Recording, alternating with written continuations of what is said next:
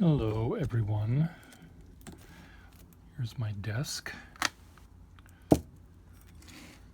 Here I am. This debris right here is leftover sack that came out of this pen that I just replaced with a new sack. This is a Sheaffer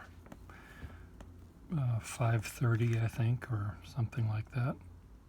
530, yes, 530 pen that I got on eBay. And it has my sort of second favorite kind of Sheaffer nib. My favorite kind of Sheaffer nib is a flexible nib.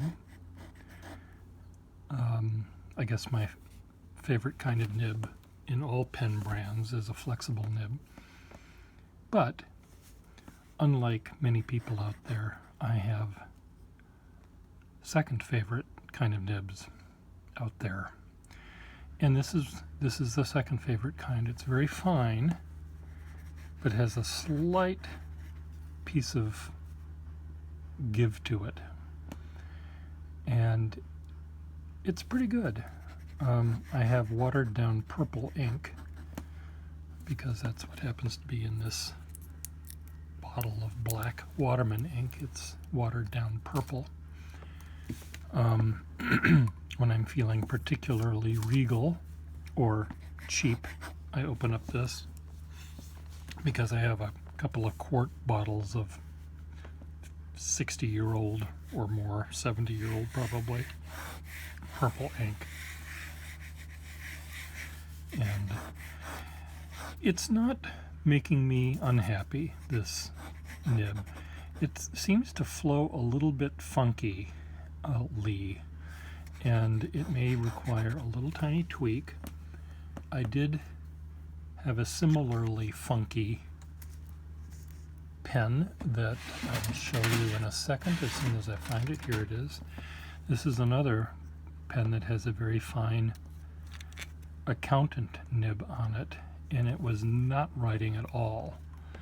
And the reason it was not writing at all is that somehow in its life it had been slightly damaged or tweaked in some way.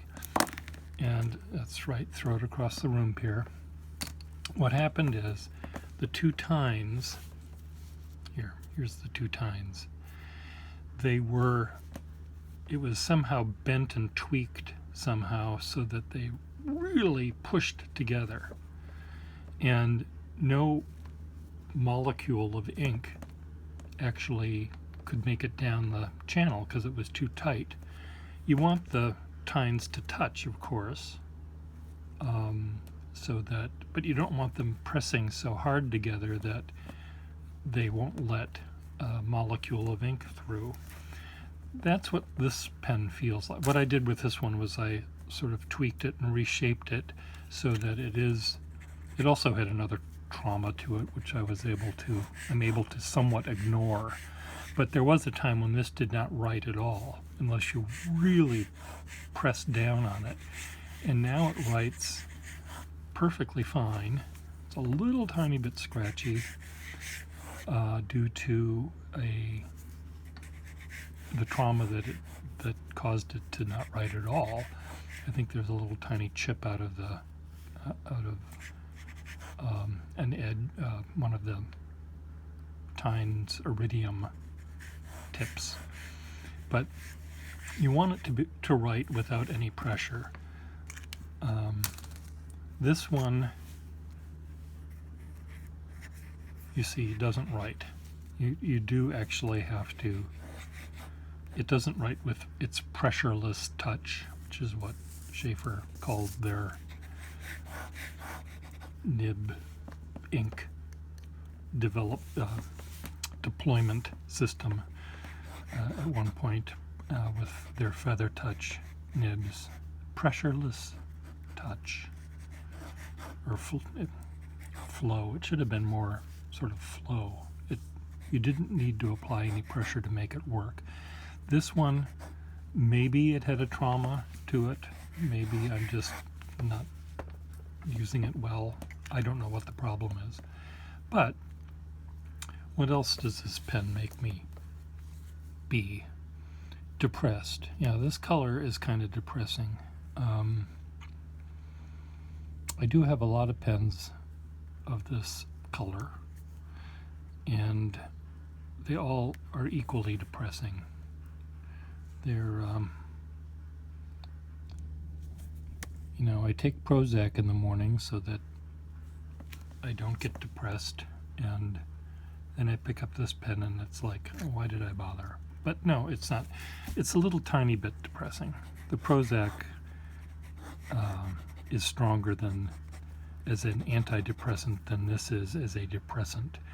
But there's something about these green ones that I don't like. I prefer the pearl and black version to this. But anyway, I still like this nib. So this is my second favorite kind of nib, I think, in many pens, is the very fine, slightly flexible nib. I guess my third favorite kind of nib would be a stub nib. The reason I don't like stub nibs that much is because I don't do that sort of calligraphy, and I don't like those kind of pens for drawing. I feel they require that I hold the pen in a very particular way to make them work, which is great because that's how you do a good job of doing calligraphy, is holding the pen in a very prescribed manner. But when I'm drawing, I like to have my hand follow my muse, not follow my brain. My brain is sort of sometimes turned off when I'm sketching, and I let my hand in my unconscious part of the brain turn the lines I'm doing into some sort of drawing, and adding that extra bit of conscious control over the pen is what I don't want to do. See, now this pen, this is the Sheaffer. Is it a Lifetime? I can't even tell. Or a Feather Touch. Where's my loop? This one has that kind of a nib that I like. It is a Lifetime pen. See, it doesn't, I'm not pressing down, it makes a line. I'm just, the weight of the pen is doing it. If it had ink in it, I just dipped it, but it is doing it. And if you put only the slightest bit of pressure, it makes a line. This one doesn't. This one needs to be tweaked or something. Maybe it's just a little off kilter.